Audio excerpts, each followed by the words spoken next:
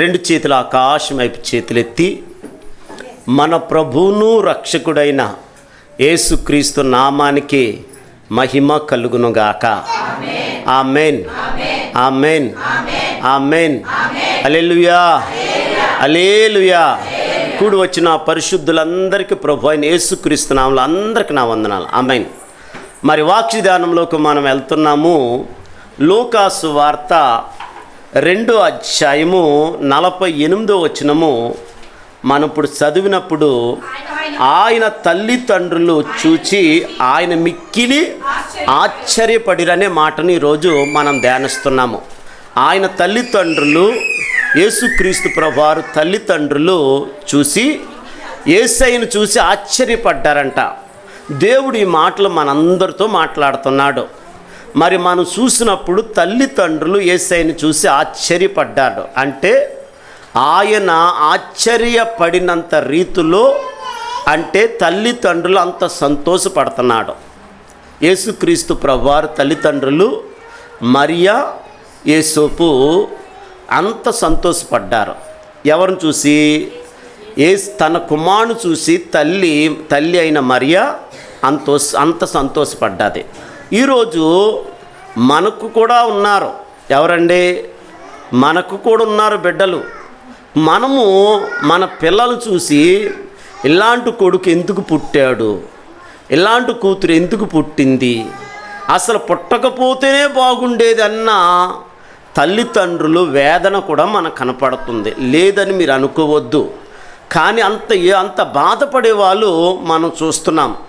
ఎందుకంటే మన పిల్లలు మనల్ని అంత బాధ పెడుతున్నారంటే మన పిల్లల్ని మనము దేవుళ్ళో పెంచటం లేదు. దేవుళ్ళో పెంచటం లేదు కాబట్టి వారిని సరైన పునాదిలో మనం వారిని పునాది మీద నిలబెడతలేదు కాబట్టి వారు మనల్ని అంత బాధ పెడుతున్నారు.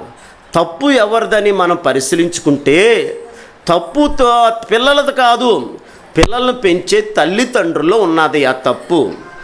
మనము మొదట నుంచి మన పిల్లలకు ఒక పునాది మీద నిలబెడితే వారు పెరిగి పెద్దవాళ్ళైపోయినప్పుడు తప్పిపోరని దేవుని వాక్యం తేటగా చెబుతుంది. బాలుడు నడవలసిన త్రోవలో వాణ్ణిని నడిపించండి, వాడు పెద్దవాడైనప్పుడు ఆ త్రోవ నుండి తొలగిపోడని దేవుడే వాక్యం ద్వారా మనతో మాట్లాడుతున్నాడు. ఇప్పుడు తల్లిదండ్రులతో తప్పు పెట్టుకొని వాళ్ళని చూడని మొక్కై వంగలేని వాళ్ళు మానై వంగునా. మొక్కుగా ఉన్నప్పుడు మనం ఏం చేయాలి? పీకేస్తే ఏమవుతుందంటే చేత్తో పీకేవచ్చు. అది పెద్దదైపోయిన తర్వాత నువ్వు ఎంత పీకుదామన్నా ఆ లోపల ఉన్న ఆలోచనలు మనం పీకలేము. అందుకని ఇప్పుడు వాళ్ళని మనం ఎవరికి అప్పచెప్పాలి? పోలీసు వాళ్ళకా? మరి ఎవరన్నారు పోలీసు వాళ్ళు? కానీ నేనే అంటున్నాను కదా. ఈరోజు మనం అనుకుంటాం, ఒరే నా కొడుకుని సరిచేయరా అని మన బంధువులకు అప్పచెప్తాం. మన కొడుకుని వాళ్ళ మామూలు సరి చేయలేరు, వాళ్ళ అక్కలు సరి చేయలేరు, వాళ్ళ అన్నలు సరి చేయలేరు, వాళ్ళు ఎవరు కూడా సరి చేయలేరు. ఇప్పుడు ఎంత సరి అవుదామన్నా వాళ్ళు సరవరు. మళ్ళా మనం ఎవరికి అప్పచెప్పాలంటే దేవుడికి అప్పచెప్తేనే వాళ్ళు సరవుతారు. అందుకని యేసుక్రీస్తు ప్రభువారు తల్లి తండ్రి మరియా యేసోపు యేసయ్యను చూసి ఆశ్చర్యపడ్డాడంట. ఎందుకు, ఏ విధంగా ఆశ్చర్యపడ్డాడనేది ఈరోజు మనం ధ్యానిస్తున్నాం ఈ మాట. అయితే వీళ్ళకు ఒక ఆచారం ఉంది. ఏంటి ఆచారం అంటే లూకాసు వార్త 2వ అధ్యాయము మనం చూసినప్పుడు 40వ వచనము చూడండి. 41వ వచనం మనం చదివితే, పస్కా పండుగ ఆయన తల్లిదండ్రులు ఏటేటా యెరూషలేముకు వెళ్ళుచువారు. ప్రతి సంవత్సరము వారు ఎక్కడికి వెళ్ళేవారంట? ఏటేటా అంటే వాళ్ళకు ఒక క్రమం ఉంది. ప్రతి సంవత్సరము యెరూషలేముకి వెళ్ళి వాళ్ళు ఏం చేసేవారంట? యెరూషలేముకి వెళ్ళి పస్కా పండుగ రోజున యెరూషలేముకి వెళ్ళి దేవుని ఆరాధించుకొని వచ్చేవారు. అయితే అదేవిధంగా వీళ్ళకి ఏటేటా వెళ్ళిన రీతిలోనే ఆ సంవత్సరం కూడా చూడండి, మరియా యేసోపు యేసుక్రీస్తు ప్రభువారిని యెరూషలేము దేవాలయానికి తీసుకుని వెళ్ళారు. యెరూషలేము దేవాలయంకి తీసుకుని వెళ్ళి అక్కడ దేవుని ఆరాధించుకొని దేవుని ఘనపరుచుకొని తిరిగి మళ్ళా చూడండి తన స్వగృహానికి రావాలి. తన స్వగృహానికి తన ఊరికి వీళ్ళు రావాలి. ఆ ఊరికి రావాల్సిన దినము వచ్చింది. ఐదవుడికి దేవుని ఆరాధించుకొని వచ్చేస్తున్నారు. వచ్చేస్తుంటే ఒకరోజు ప్రయాణం గడిచిపోయింది. ఒకరోజు ప్రయాణం గడిచిపోయిన తర్వాత వీళ్ళు యేసుక్రీస్తును చూశారు. యేసుక్రీస్తును చూస్తే యేసుక్రీస్తు వాళ్ళతో ఉన్నాడని మరియా యోసేపులు అనుకుంటున్నారు. ఈరోజు మన పిల్లలు కూడా మన అడుగుజాడల్లోని మనతోనే ఉన్నారని మనం కూడా అనుకుంటున్నాం. లేకపోతే యేసుక్రీస్తు ప్రభువారు మనతోనే ఉన్నాడని మనం కూడా యోసేపు మరియాలాగా అనుకుంటున్నాం. ఐదవుడికి అలాగ అనుకుంటున్నాం. కానీ యేసుక్రీస్తు ప్రభువారు మరియా యోసేపులతో లేరు. అయితే వాళ్ళు చూసుకున్నారు. చూసుకున్న తర్వాత యేసుక్రీస్తు ప్రభువారు వీళ్ళతో లేరు. లేకపోతే వీళ్ళ వెదకటం మొదలుపెట్టారు. ఎక్కడ వెతికారు? బంధువుల దగ్గరికి వెళ్ళారు, చుట్టాల దగ్గరికి వెళ్ళారు, స్నేహితుల దగ్గరికి వెళ్ళారు. అంత వెతికారండి. ఎంత వెతికినా కానీ ఐదవుడికి ఎవరి దగ్గర కూడా యేసుక్రీస్తు ప్రభువారు లేరు. అంటే మరియా యోసేపులతో కూడా వారి బంధువులు, యోసేపు బంధువులు, మరియా బంధువులు అందరూ కూడా దేవాలయంకి వెళ్ళి దేవుని ఆరాధించుకొని వచ్చేస్తున్న సమయంలో యేసుక్రీస్తు ప్రభువారు ఉన్నారనుకున్నారు. కానీ వాళ్ళతో లేరని తర్వాత తెలియబడ్డది. తెలిసిన తర్వాత వీళ్ళు వెతుకుతున్నారు. వెతుకుతుంటే యేసుక్రీస్తు ప్రభువారు వారి దగ్గర లేరు.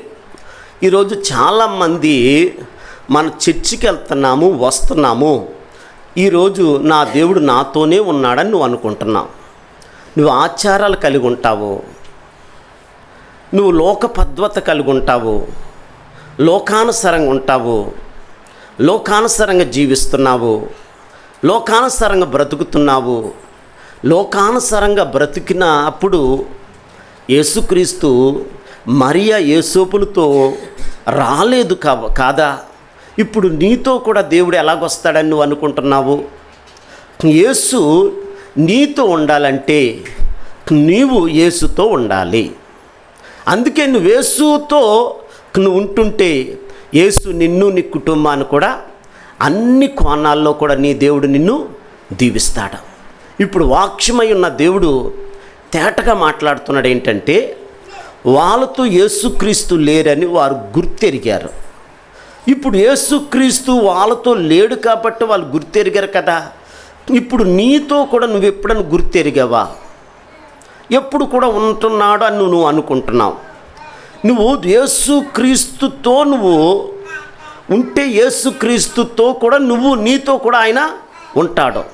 నువ్వు దేవుడితో ఉండకుండా ఆయన నీతో ఉండాలంటే ఆయన ఉండడు. ఆయన నీకు ఒక మార్గాన్ని చూపించాడు. నీకు మార్గము ఇది, ఈ వాక్యము నీకు మార్గాన్ని చూపిస్తుంది. నీ పాదములకు దీపముగా, నీ త్రోవకు వెలుగుగా ఉంటుంది. చీకట్లో ఇది ఒక వెలుగులాగా వాక్యం నీకు చూపిస్తుంది. ఏంటండి ఇది పగల కదా? పగలంటే నువ్వు చీకటి ఎలాగా వెలుతునిస్తుందంటే అంటే పాపంలో పడిపోకుండా ఇది నిన్ను ఏం చేస్తుందంటే నిన్ను కాస్తుంది. ఒక మాట మనం చూస్తే టార్చ్ లైట్ లేనప్పుడు ఎదరు గొయ్యుందో లేకపోతే గొప్ప ఉందో ఏ రాయి ఉన్నదో నీకు తెలీదు. ఆ రాత్రి నువ్వు నడుచుకుంటూ వెళ్తే గోతులో పడిపోవచ్చు, ఏ రాయి నన్ను గుద్ది కింద పడిపోవచ్చు. అంటే నీకు కనపడతలేదు కాబట్టి. ఇప్పుడు మనం ఈ లోకంలో పాపపు నేత్రాలు కలిగి పాపముతో నిండి ఉన్న మనకి వెలుగున్నా కానీ చీకటి లోకంలో చీకటిగా మనము జీవిస్తున్నాం. మాటలో పడిపోవచ్చు, చూపులో పడిపోవచ్చు, తలంపులో పడిపోవచ్చు, ఆలోచనలో పడిపోవచ్చు. ఏదో రీతిగా నువ్వు పడిపోవటమే ఎవరికి ఇష్టము? సాతానుడికి ఇష్టము. నువ్వు పడిపోయి కొలిది నిన్ను చూసి ఆనందించేవాడు భూమి మీద ఎవడున్నాడంటే సాతానుడు ఒక్కడున్నాడు. ఆమేన్. నువ్వు ఈ దేవుని సన్నిధికి దూరం అయిపోయి కొలిది వాడు ఎంత ఆశ, ఎంత ఆనందిస్తాడంటే అంత ఆనందిస్తాడు. నువ్వు దేవుని సన్నిధిలో నువ్వు నిలబడ్డావంటే వాడికి ఎంత బాధ వచ్చేస్తుందంటే అంత బాధ వచ్చేస్తుంది. నువ్వు లోకంలో ఉంటే వాడు సంతోషపడతాడు, దేవుని సన్నిధిలో నిలబడితే వాడు బాధపడిపోతాడు. ఎందుకు బాధపడతాడంటే నువ్వు లోకంలో తిరిగి కొలిది నీ చేతి పనులు దేవుడు దీవించడం, నీ పాపమే నీ దేవునికి నీకు అడ్డుగా ఉన్నది. నువ్వు చర్చి మానేత్తమే సాతానుడికి ఎంత ఇష్టమంటే అంత ఇష్టం. చర్చి ఇంకా మానాలని ఈ లోకంలో ఉన్న మనుషులు ఉంటారే వాళ్ళు నీ దగ్గరికి తీసుకొచ్చి, ఒరే అందరు కరెక్టారా? అందరు కరెక్ట్ కాదు, ఏదో వెళ్ళిపోవాలి, దండం పెట్టుకోవాలి ఆదివారము, మళ్ళీ సోమవారం నుంచి మన ఇష్టం వచ్చినట్టు వేషాలు ఈ లోకంలో వేసేవాలి. అంతేకాని ఒరే అందరు కరెక్ట్గా ఉన్నట్టు నువ్వు ఉండొద్దురా అని 1వ కీర్తనలో దుష్టుడు ఆలోచనలు వాటిస్తాడు. అంటే మన స్నేహితుల ద్వారా అవ్వచ్చు, మన సంఘస్థుల ద్వారా అన్న గురుగులు లాంటి వాళ్ళు ఉంటారు కదండి సంఘంలోని, వాళ్ళ ద్వారా కూడా అవ్వచ్చు. ఎవరి ద్వారా ఒకళ్ళ ద్వారా ఇచ్చి నిన్ను ఆరిపేసి నిన్ను నాశనం చెయ్యాలి అనేది వాడు కంకణం. అందుకని దేవుడు ఈరోజు నీతో ఒక స్పష్టంగా మాట్లాడుతున్నాడు. ఇప్పుడు మరియా ఎక్కడ వెతికింది? బంధువుల దగ్గర, వారి చుట్టాల దగ్గర, వారి స్నేహితుల దగ్గర, వారి ఇరుగు పొరుగు వారి దగ్గర, అక్కడో వీళ్ళతో వెళ్ళిన వాళ్ళందరి దగ్గర వెతికింది. యేసుక్రీస్తు ఎక్కడ కూడా కనపడలేదు. నువ్వు వెతికిన లోకస్తుల దగ్గర నువ్వు కనపడకూడదు, శరీర సంబంధుల దగ్గర కనపడకూడదు, లోకంలో ఎంజాయ్ చేసేవారి దగ్గర నువ్వు కనపడకూడదు, లోకంలో ఉన్న వారి దగ్గర నువ్వు ఉంటే ఆమేన్ నువ్వు ఉండకూడదు. ఉండి కొలిది నువ్వు ఏం పోతుందో తెలుసు, ఆశీర్వాదము పోతుంది. లోకస్తులు మాట్లాడినట్టు బూతులు మాట్లాడకూడదు, లోకస్తులు మాట్లాడినట్టు ఎటకారంగా నువ్వు మాట్లాడకూడదు, లోకస్తులు జోకులు వేసుకున్నట్లు క్రైస్తవుడు జోకులు లాంటి బూతులు కూడా అందుట్లో కనపడతాయి. అలాగా మనము కనపడకుండా మన నోరుని అపవిత్రపరచుకోకుండా మన నోరుని పవిత్రపరుచుకునేవారుగా మనం ఉండాలి. అందుకే నేను అంటాను, పెద్ద సిలువ వేసుకున్నంత మాత్రం పరలోకం పాము, ఆ సిలువ ద్వారా మనకు ఆశీర్వాదం కూడా రాదు. నేను ఎందుకు ఈ మాట చెప్తున్నానంటే నీ మాటలోనే సిలువలో బలి అయిన దేవుడు నీ మాటలో కనపడాలి. అది గుర్తుపెట్టుకో. నేను అంటాను, ఏది వైట్ బట్టలు వేసుకున్నంత మాత్రం పరలోకం పోతారని లేదు. నేను మీ ఐదవుడికి ఇది అది ఉన్నంత మాత్రం మనకి పరలోకం లేదు. నేను అంటానంటే నీ హృదయంలో తెలుపు కనపడాలి. నేను ఇది నీతో మాట్లాడుతున్నాను, ఎందుకంటే పరిశుద్ధాత్మ దేవుడు నీతో మాట్లాడుతున్నాడు. మనము ఈ రీతిగా ఆత్మీయంగా ఎదిగి కొద్ది లోకంలో ఉన్న ఏంటండి పనికిరాని తీగలు కట్ అవుతాయి, పనికిరాని ఫోన్లు కట్ అవుతాయి, పనికిరాని స్నేహితులు కట్ అయిపోతున్నారు, పనికిరాని వాళ్ళతో ఎక్కువగా గడిపేది కట్ అయిపోయి ఇప్పుడు యేసయ్య ఎక్కడ కూర్చున్నాడో నువ్వు కూడా అక్కడ కూర్చుంటావు. నీకు అసహ్యం వేసుకొచ్చేస్తుంది, నీకు సిరాకేసుకొచ్చేస్తుంది, నీకు ఆ లోకం మాటలు నీ నోటంటే రావటానికి కూడా ఇష్టపడవు. నువ్వు ఆత్మీయంగా ఎదిగి కొలిది. ఇప్పుడు వెదికారు ఎవరో మరియ యేసోపులు ఎక్కడ కూడా కనపడలేదు యేసయ్య. ఇప్పుడు మళ్ళా వెనక్కి తిరిగి వస్తున్నారు. మరియ యేసోపు ఎక్కడ తిరుగుతున్నారు? యేసుక్రీస్తుని ఎక్కడ విడిచిపెట్టామో ఒకళ్ళు అక్కడ ఉంటారేమో అని డౌట్గా వస్తున్నారండి. డౌట్గా వస్తుంటే వెతికి మళ్ళీ వీళ్ళు ఎక్కడికి వచ్చారు? యెరూషలేముకి వచ్చారు. యెరూషలేముకి వస్తే యెరూషలేములో ఉపదేశం చేస్తున్న దైవ సేవకుల దగ్గర యేసుక్రీస్తు ఆయన కూర్చొని వాక్యం వింటున్నాడు. నేను దేవుణ్ణి అనే గర్వం లేదు. నేను ఈ భూమిని సృష్టించినోడిని, నిన్ను సృష్టించిన వాడిని, నాకే నా ద్వారా వెండి బంగారాలు కలిగినాయి, నా దారి భూమి ఆకాశాలు కలిగినాయి.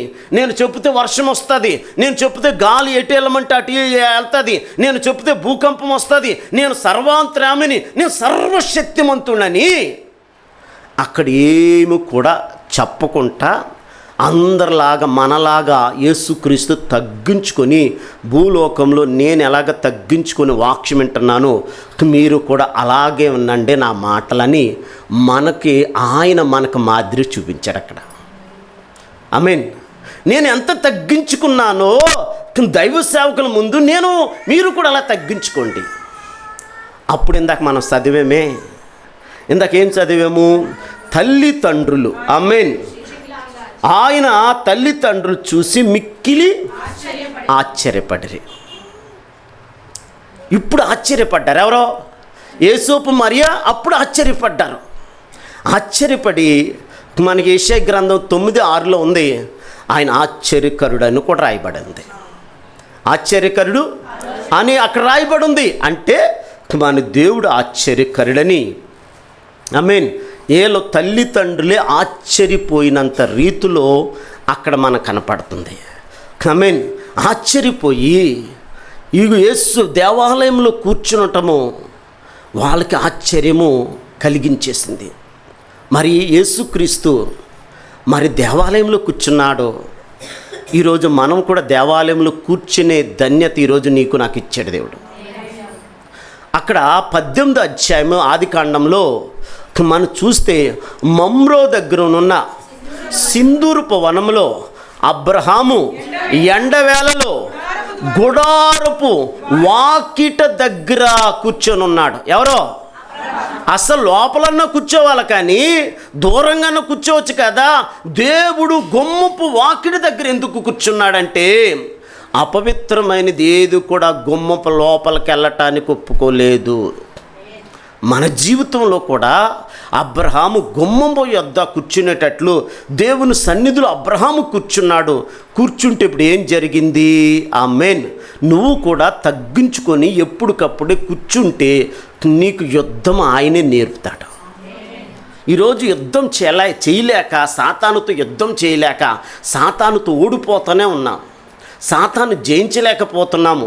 వాడు వేసే బాణాల్లో, వాడు వేసే గాలాల్లో, వాడు వేసే ఉచ్చుల్లో, వాడు వేసే వలల్లో పడిపోయి అందుట్లోని చిక్కుపోయి అక్కడే నిద్రపోయి అక్కడే కునికేసి అక్కడే బూతులాడేసి అక్కడే చెప్పించేసి అక్కడే ఈర్సి వచ్చేసి అక్కడే స్వార్థం వచ్చేసి అక్కడే కపటం వచ్చేసి అక్కడే వారవలేనితనం వచ్చేసి అక్కడే అసూయ వచ్చేసి అక్కడే కొట్టుకొని చచ్చిపోతున్నాం. ఇక్కడ వాడు వేసే గాలాల్లో పడిపోతున్నాం. ఆమేన్. హల్లెలూయా. క్రికెట్ మ్యాచ్ ఎక్కడో కాదు, మన ఇంట్లోనే జరుగుతుంది క్రికెట్ మ్యాచ్.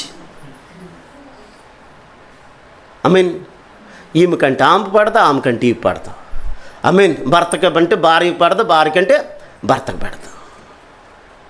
ఆమేన్. ఈరోజు అంతగా సాతానుడు మనల్ని ఏం చేస్తున్నాడంటే జయించలేకపోతున్నాం. పైకి బత్తే, చాలా అబ్బాబ్బాబ్బా నేనేంతనాము. ఆమె ఇంత సర్వశక్తి సంపన్నుడైన దేవుడు, ఆది అంతము లేనివాడు ఎవరండే? ఆయనే. మరణం లేదు, సర్వశక్తిమంతుడు, భూత భవిష్యత్తు కాలంలో ఉన్న దేవుడు, నీ భవిష్యత్తును మార్చేవాడు. ఆయన దగ్గర కూర్చోవాలి. ఎక్కడ మనమా ఆ తాళ్ళు కట్టేసుకుంటే మన బతుకు మారిపోతుంది. ఈ నోరు లేని జీవానికి ఆ చిలక చెప్పి ఒక కార్డు ఇచ్చి అమ్మా చెప్పమ్మా అని అక్కడ కూర్చుంటావో? ఆమేన్. నువ్వు కూర్చునే కాడ ఎక్కడ కూర్చోవాలి? యేసయ్య పాదాల దగ్గర ఉపవాసాల చేత కూర్చో. నువ్వు వాక్యము ద్వారా నువ్వు సరి చేసుకో. ఇంకా నాలో ఏమున్నది, నాలో ఇంకా నాలో నేను బాధ పెట్టేది ఫలానది ఏదుందో నాయన అది తీసేస్తే ద్వితోపదేశకాండం 28వ అధ్యాయము 2వ వచనం నుండి కింద వచనాల్లో కనపడుతుంది. మీరు నా మాట వింటే పట్టణంలో నేను మిమ్మల్ని దీవిస్తానన్నాడు. అమ్మా ఎక్కడ దీవిస్తానన్నాడో? పట్టణంలో దేవుడు దీవిస్తానన్నాడు. నువ్వెవరి దగ్గరికి వెళ్ళకో అమ్మా, ఎవరి దగ్గరికి వెళ్ళకో. పొద్దుటే చీకటి తొలగు లేచి నీ ఇంట్లో ఎవ్వరు మారలేదు, యేసు నామములో ఆ మొదట వాళ్ళ మార్పు వదిలేసి నీ మార్పు కొరకు ప్రార్థన చేయి. అయ్యా నిద్ర వస్తుందయ్యా ప్రార్థన చేస్తే, అయ్యా నాకు కోపం వచ్చేస్తుందయ్యా, నాకు వారం లేని తను వచ్చేస్తుందయ్యా, ఏంటో కానీ అందరికంటే నా ఇంట్లో ఉన్న వాళ్ళందరికంటే కొంచెం పైదానిలాగా హెచ్చించుకోవాలని ఒక గర్వం వచ్చేస్తుందయ్యా, ఒక అసూయ వచ్చేస్తుందయ్యా, ఒక స్వార్థం వచ్చేస్తుందయ్యా. అయ్యా అయ్యా అయ్యా అయ్యా అయ్యా అందరూ నా మాట వినాలనిపిస్తుంది, నేను ఎవరి మాట కూడా వినకూడదు అన్నట్టు సాతానుడు చేసేస్తున్నాడయ్యా. ఇంటే ఏమనిపోతుంది, నీ సొమ్మేం పోతుంది, వినొచ్చు కదా. లేదు లేదు, అందరూ నా మాట వినాలి. ఆమేన్. అందరూ నా మాట వినాలి. వద్దు వద్దు వద్దు వద్దు, నువ్వు వాళ్ళ మాట నువ్వు వినాలి. అవసరం వచ్చినప్పుడు నీ మాట కూడా వాళ్ళు వినాలి, వాళ్ళ మాటలు కూడా నువ్వు వినాలి. ఎప్పుడు చూసిన ఒక త్రోవన కాదు, రెండు రీతిలో కూడా ఆలోచించాలి. ఆమేన్. లేదు అందరు నా మాటే, అందరు దేవుడి మాట ఎలా అంటున్నారు, అందరు దేవుడికి ఎలా మొక్కుతున్నారు, అందరు దేవుడికి ఎలా సాగిలు పడుతున్నారు, నేను కూడా అలాగే నాకే సాగిలు పడాలనుకున్నదంట పరలోకంలో. ఎవరండి? లూసిఫరు, తేజో నక్షత్రమ, వేకువ చుక్క, ప్రధాన దూత. ఆమేన్. అస్సలు దూతల్లో భూలోకంలో పరలోకంలో అంత అందమైన దూత ఎక్కడ కూడా లేదంట. ఆమేన్. ఆ దూతే, ఆ గర్వించుకున్న ఆ దూత ఏమైపోయింది తెలుసా? దెయ్యం అయిపోయి కూర్చోంది. దెయ్యం అయిపోయి ఐదవుడికి కూర్చొని సర్వ మానవాల్ని ఆ పరలోకంకి వెళ్ళకుండా, నేను పరలోకం పోగొట్టుకున్నాను, వీళ్ళు కూడా పరలోకం వెళ్ళకూడదు, వీళ్ళ పరలోకం వెళ్ళకూడదని ఇప్పుడు మనల్ని ఏం చేస్తుంది అంటే, దేవుని సంఘంలో నిలబడకుండా, సంఘాన్ని అంటుకట్టుకోకుండా, సంఘానికి లోబడకుండా, నీకు జబ్బులు వచ్చినప్పుడు సంఘం బాగు చేసింది, నీకు సమస్యలు వచ్చినప్పుడు సంఘం ముందు ఉంటుంది, ఇరుకులు వచ్చినప్పుడు సంఘం ఉంటుంది, ఇబ్బందులు వచ్చినప్పుడు సంఘం ఉంటుంది. సంఘం కొరకు ప్రాణం పెట్టినోడు నీ ముందుండి ఈ కార్యాలన్నీ జరిగిస్తుంటే ఇవన్నీ మేలు పొందుకుంటావు. మళ్ళా మర్చిపోయేటట్టు చేసేసేవాడు ఎవరండి? దుష్టుడైన సాతానుడు. కృతజ్ఞత ఉండదు, భయం ఉండదు, భక్తి ఉండదు, అందరికంటే లోకంలో ముందు ఉండాలనిపిస్తుంది. కానీ దేవుడు అన్ని దేవుడికి వెనకాల వచ్చేస్తుందండి. మన ఈ లోక పండుగలు మనం చూస్తాము, క్రైస్తవ పండుగలు కాదండి, లోక పండుగలు చూస్తే లోకంలో ఉన్న వాళ్ళందరిలో ఐక్యత ఉన్నదండి. ఉందా లేదా? ఐ మీన్ క్రైస్తవుల ఐక్యత ఉందా? ఈడిటింటే ఒకడు అటు వెళ్ళిపోతాడు, ఒకడు ఇటు వెళ్ళిపోతాడు, అటు వెళ్ళిపోతాడు. ఒకడైతే అలాగే బిర్రబీసిపోయి వాళ్ళ పని చేస్తుండే ఇటు చేయడు, దూరిపోయింది ఆల్రెడీ. మళ్ళీ ఇడుగుని మనం ఆ బిర్రబీసిపోయిన వాళ్ళందరి కొరకు మళ్ళీ ప్రార్థన చేయాలి. వాళ్ళు ప్రభా బిర్రబీసిపోయాడు ఆయన, లోపల దూరాడు ఆయన, లోపల దూరేవాడు బయటకు రావాలి. ఐ మీన్ ఎందుకు ఇలాగ జరుగుతుందంటే, మనం చిన్న పని చేస్తే అంట మనకి తగిన సమయం వచ్చినప్పుడు పెద్ద ఆశీర్వాదం ఇస్తాడంటండి. ఐ మీన్ మీరు ఎప్పుడైనా చూసారు ఎలీషా భోజనం చేసేసిన వెంటనే ఐ మీన్ చేయి కడుక్కోవడానికి ఏలియా భోజనం చేసినప్పుడే ఆ చేయి కడుక్కోవడానికి వెళ్తున్నప్పుడు గబగబా ఎలీషా పరిగెత్తుకుని వెళ్ళి దైవజనుడు చెయ్యి కూడా ఆయన కడుక్కోకుండా ఐదవుడి చేతుల మీద నీళ్లు పోసేవాడంటండి. చేతుల మీద నీళ్లు పోసేవాడంట. అంటే ఎంత తగ్గింపు ఉందో చూడండి. ఈ నీళ్లు పోసిన వాడే, ఎంత తగ్గించుకున్నవాడే. కమెన్ హల్లెలూయా హల్లెలూయా. మీ గురుగారు వెళ్ళిపోతున్నాడయ్యా, మీ గురుగారు వెళ్ళిపోతున్నాడో నీకు తెలుసా? మీరు ఊరుకుండండి. ఐ మీన్ వెళ్ళిపోయే టయానికి ఇప్పుడు గురుగారిని ఇంకా గట్టి పట్టుకున్నాడు. అయ్యా యెహోవా జీవంతోడు, నీ జీవంతోడు, నువ్వు ఎక్కడికి వస్తే నేను అక్కడికి వస్తాను. అస్సలు ఏలియాని కదలనలేదు, ఆఖరికి చెప్పేసాడు. అయ్యా ఇదిగో అప్పుడు చెప్పాడు, నేను వెళ్ళిపోతున్నాను, పరలోకం వెళ్ళిపోతున్నాను, ఐదవుడికి నీకేం కావాలి కోరుకున్నాడు. నాకేమొద్దు కానీ అయ్యా, ఆమెనలుయా నిన్ను మించిన సేవ చెయ్యాలని లేదు కానీ నీలాగా చెయ్యాలని ఉందన్నాడు. అంతే. ఇంకోటి చల్చండి, ఈరోజు చాలామంది ఏంటో తెలుసా? దైవజనుడు ఉపదేశ ప్రకారం చేయకుండా దైవజనుడి కంటే మించి చేసేవాలి, దైవజనుడిని పక్కన పెట్టేవాళ్ళనుకుంటారు చాలామంది. మీరు ఎప్పుడైనా తెలుసా? అది కాదు. దైవజనుడు త్రోవలోనే చేశాడు, కానీ అడిగింది ఏంటి తెలుసా? 2 పాళ్ళు నీలాగనే ఎక్కువ చేసేటట్టు చెయ్యయ్యా అన్నాడు. అంతే తప్ప నిన్ను పక్కన పెట్టినట్టు చేయను అన్నాడు. అది అందుకే ఈరోజు చాలామంది దైవజనుని పక్కన పెట్టేస్తున్నారు, సంఘాన్ని పక్కన పెట్టేస్తున్నారు, వాళ్ళ ఇష్టం వచ్చినట్టు చేసుకొని ఆశీర్వాదం పోగొట్టుకుంటున్నారండి. నీకు ఎప్పుడన్నా నిలబడేది, నీకు తెలివి బుద్ధి జ్ఞానం ఉంటే సంఘానికి దూరం కావకూడదు, సంఘాన్ని అంటు కట్టుకోవాలి. రేపొద్దున నిలబడేది సంఘం, ఏడ్చేది సంఘం, నీ మంచి కొరకు కోరుకునేది సంఘం, నీ దీవుల కొరకు కోరుకునేది సంఘం. నేనంట నీ బంధువులు, నీ స్నేహితులు, నీ అన్నదమ్ములు, నీ అక్క చెల్లి నీ నాశనాన్ని కోరుకుంటారేమో, కానీ సంఘం అయితే నీ క్షేమాన్ని కోరుకుని నీ ముందు నిలబడేది సంఘం. ఆమేన్. నువ్వేమో తెలియకుంటే ఏదేదో మాట్లాడతావు. నీకు కష్టం వచ్చిందంటే సంఘం వాళ్తుంది, నీకు నష్టం వచ్చిందంటే సంఘం వాళ్తుంది, అవసరమైతే సంఘం నీ ముందు ఉంటుంది. ఆమేన్. అందుకే సంఘ ప్రార్థన ముందు దేవుడు దిగొచ్చేస్తాడంది, దేవుడు దిగు వస్తాడంట. అందుకే మనం ఆ త్రోవలో ఉండాలి. అందుకే సంఘాన్ని దూరం అవ్వకూడదు. ఆమేన్. సంఘాన్ని దూరం అవ్వకూడదు, సంఘంలో మనం నిలబడే వారికి ఉండాలని పరిశుద్ధాత్మ దేవుడు నీతో మాట్లాడుతున్నాడు. ఇప్పుడు యేసుక్రీస్తు ప్రభువారు ఎక్కడ కూర్చున్నాడు? దేవాలయంలో కూర్చున్నాడు. ఇప్పుడు అబ్రహాం ఎక్కడ కూర్చున్నాడు? ఆమేన్. ఎక్కడ కూర్చున్నాడు? దేవుని సన్నిధిలో కూర్చున్నాడు. ఆమేన్. హల్లెలూయా. ఇంకొక వ్యక్తి ఉన్నాడు. ఇప్పుడు జాగ్రత్త ఆలకిద్దాం. అబ్రహాము దేవుని సన్నిధిలో కూర్చున్నందుకు అబ్రహాంకి ఏం మిగిలింది?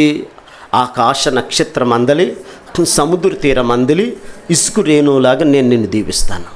భూమిని కొలుసుకో, పొడుగు ఎంత కొలుసుకుంటావో, ఎడాల్పు ఎంత కొలుసుకుంటావు కొలుసుకొని, ఇష్టం వచ్చినట్టు కొలుసుకో. ఈ భూమిని నీకు, నీ సంతానానికి నేను ఇస్తాను. అందుకే ఉపవాస ప్రార్థన శుక్రవారం మానకండి అంటాను.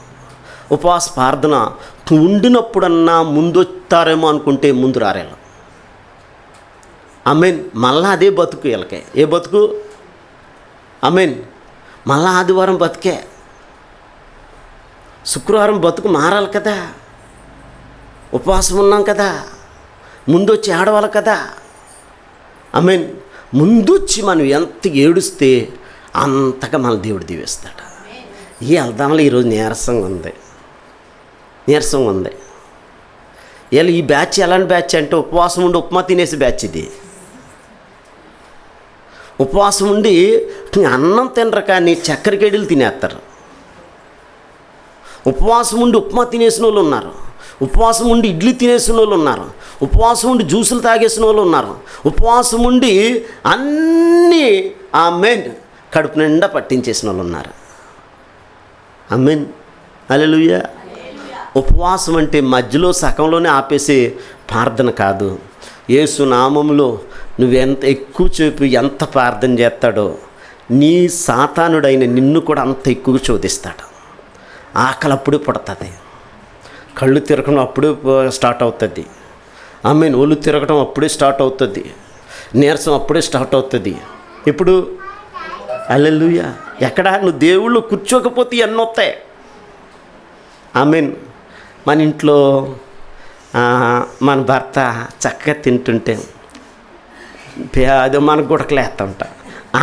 చూడండి పాపం మనోడు కూడా మన ముందే తినాలా? తింటే ఆ మూల కూర్చొని ఏడిసి తినేసి పోవచ్చు కదా, కానీ మన ముందే తినేటట్లు మనం చేస్తాడు. నేను ఎందుకు చెబుతున్నా అంటే, నీకు కళ్ళు తిరుగుతున్నంటే నీ ఉపాసన ఆప్ చేద్దామని చూస్తున్నా. నీ శరీరంలో కాదు, నీకు జరుగుతుందో కళ్ళు, ఆడు కళ్ళు తిప్పేటట్లు చేస్తున్నా నీకు. ఆమేన్. ఆ రీతిగన్నా యేసయ్య ఉపవాసము ఆపు చేసేటట్లు 3 గంటలకు ఆగిపోవాలి. ఆమేన్. హల్లెలూయా. 3 గంటలకే, అప్పటిదాకా వద్దులే. ఆమేన్. హల్లెలూయా. మన సిస్టర్లు అయితే ఒక సిస్టర్ అన్నదంట, భర్త తెలియకుండా లోపలికి కిచెన్ రూమ్లోకి వెళ్ళి 2 గుడ్లు ఉడకబెట్టేసుకొని తినేసేదంటండి. ఆమేన్. మళ్ళీ మూతి తుడిచేసుకునేదంట. మళ్ళీ భర్త తెలియకుండా అమ్మ ఏంటో నీరసం వచ్చేస్తుందండి. నేను అంటాను, దేవుని స్తోత్రం, ఆ 2 గుడ్లు తిన్నట్లు భర్తకు చూడకపోవచ్చాము, కానీ నీ భర్త అయిన నీ దేవుడు నేను చూడటం లేదా. ఆమేన్. నేను అంటాను, తింటే తినేస్తే అయిపోయింది కదా. ఆమేన్. భర్తకి దొంగ చాటును తింటానంటే వద్దంటాడా? సరే నాకు నీరసంగా ఉన్న తినేసని చెప్పొచ్చు కదా. మళ్ళీ అక్కడ కూడా అబద్ధాలే. నేను అంటాను, ఉపవాసం ఉన్నప్పుడు సాతానుడు నిన్ను అక్కడితో ఆఫ్ చేయాలి. లాస్ట్ వరకు ఉపవాసం ఉంటాకి లేదు, ఉండకుండా నిన్ను గలిబిలు చేయాలని చూస్తున్నాడు. అందుకని నువ్వు అనుకుంటావో నాకు షుగర్ ఉందో ఇందుకు ఇలా తిప్పుతున్నాడో అనుకుంటాను. హల్లెలూయా, హల్లెలూయా, ఆమేన్. నేను అంటాను, ఉపవాసం ఉన్నావు, దేవుని శక్తి నీ మీద ఉంటుంది.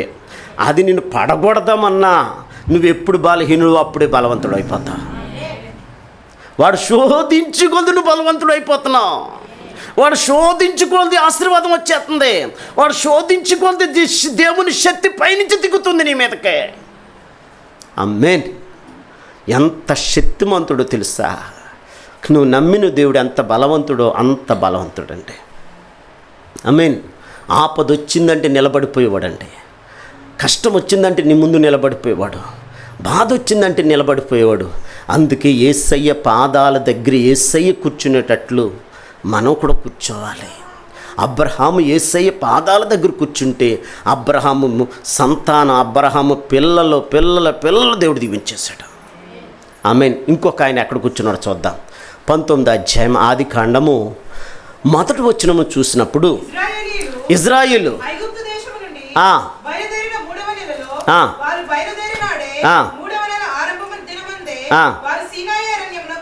అది కాదమ్మా, ఆదికాండం 19వ అధ్యాయము 1వ వచనం. ఆ ఇద్దరు దేవదూతలు సొదొమ చేరినప్పుడు లోతు సొదొమ గవిని యొద్ద కూర్చొని ఉండేను. ఎక్కడ కూర్చున్నాడు? చాలా అక్కడ ఆపుదాం. ఎక్కడ కూర్చున్నాడో? యేసయ్య అయితే దేవాలయంలో కూర్చున్నారు, మనమైతే దేవాలయంలో కూర్చున్నాం. అబ్రహాం దేవాలయంలో, చూడండి, అబ్రహాము దేవుని సన్నిధిలో కూర్చున్నాడు. ఇప్పుడు లోతు ఎక్కడ కూర్చున్నాడు? ఆమేన్. తీర్పు తీరుస్తున్నాడంటే ఎవరికే? ఎవరండి? సొదొమ గుమ్మరాల్లో ఉన్న పాపిష్టి జనాంగానికి మధ్యలో కూర్చున్నాడు. ఎవరు? లోతు. అందుకే చూడండి, అబ్రహాముని ఎప్పుడు విడిచిపెట్టాడో లోతు ఆత్మీయత పోగొట్టుకున్నాడు. ఇప్పుడు భార్యలో ఆత్మీయత లేదు, పిల్లల్లో ఆత్మీయత లేదు. ఇప్పుడు ఏమైంది? ఇప్పుడు అబ్రహాము సంతానం దీవించబడితే లోతు సంతాన శాపగ్రస్తులైపోయారండి. లోతు భార్య శాపగ్రస్తులైపోయింది, లోతు బిడ్డల శాపగ్రస్తులైపోయారు. అందుకే నువ్వెక్కడ కూర్చోవాలి? దేవుని సన్నిధిలో నువ్వు కూర్చుంటే నీ పిల్లల మీదకి ఆశీర్వాదం, నీ భర్త మీదకి ఆశీర్వాదం, నీ భార్య మీదకి ఆశీర్వాదం, నీ మీద, నీ కుటుంబం మీద ఆశీర్వాదం వస్తుందని పరిశుద్ధాత్మ దేవుడు మనందరితో మాట్లాడుకున్నాడు. అయితే ఇప్పుడు పరిశుద్ధాత్మ దేవుడు మనతో మాట్లాడుతున్నాం. ఈ మాటలోకి చూసినప్పుడు మరియ యేసోపు యేసయ్య దగ్గరికి వచ్చి, ఇప్పుడు యేసుక్రీస్తు వయసు ఎంత? 12 సంవత్సరాలు. అప్పటికి 12 సంవత్సరాలు. అయితే ఆ బాలుడైన యేసుక్రీస్తు దగ్గరికి వచ్చి ఇప్పుడు మరియా ఏమంటుందంటే చూడండి, అయితే ఇప్పుడు ఇలా ఎప్పుడు వచ్చారు? 2:46లో ఒక 3 దినములైన తరువాత ఆయన దేవాలయంలో బోధకుల మధ్య కూర్చుండెను. వారు మాటలు ఆలకించుచు వారు ప్రశ్నలు అడుగుచూ ఉండగా చూచిరి.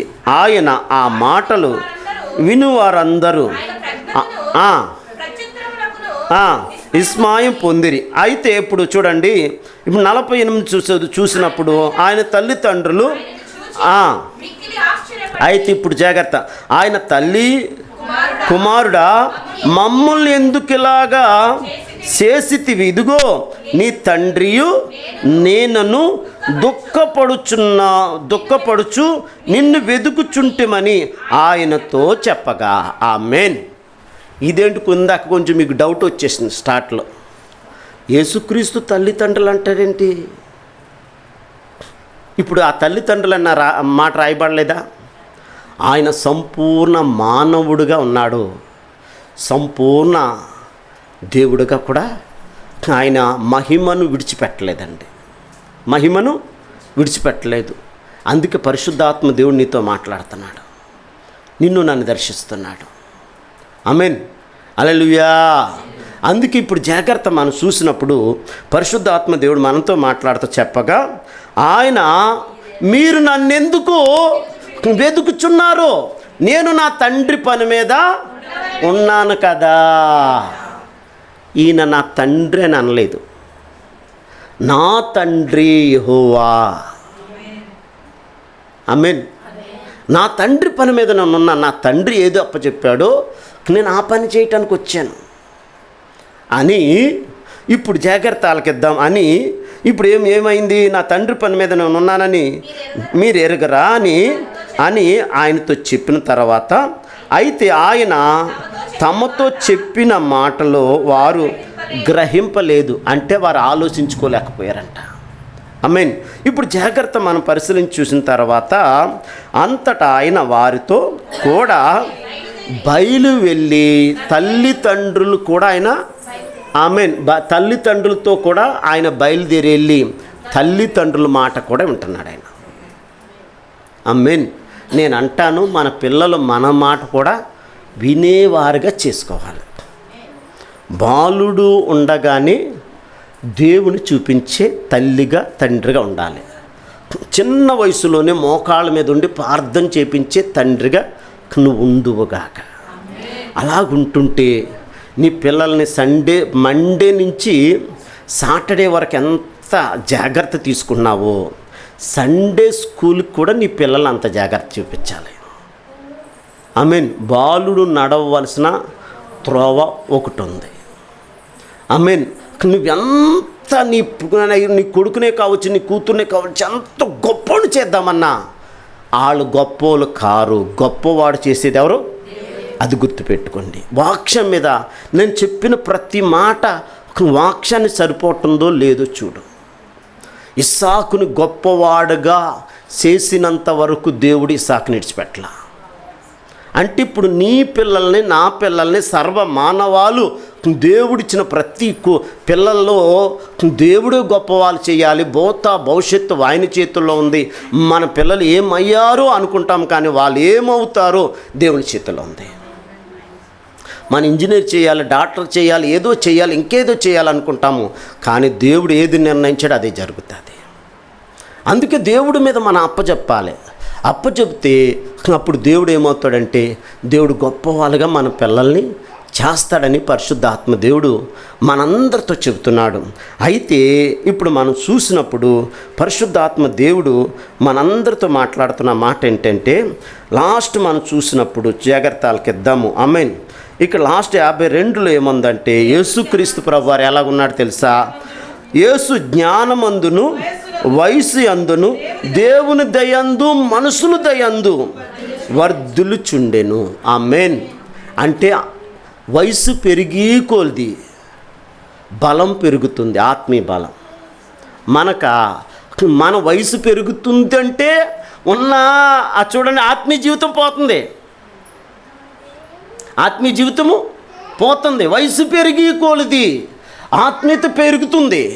వయసు పెరిగి కొలది జ్ఞానం పెరుగుతుంది. వయసు పెరిగి కొలది ప్రజల్లో మంచోడు అయిపోతున్నాడు. వయసు పెరిగి కొలది తల్లిదండ్రులకి లోపడుతున్నాడు, ఇగో దేవుడికి లోపడుతున్నాడు.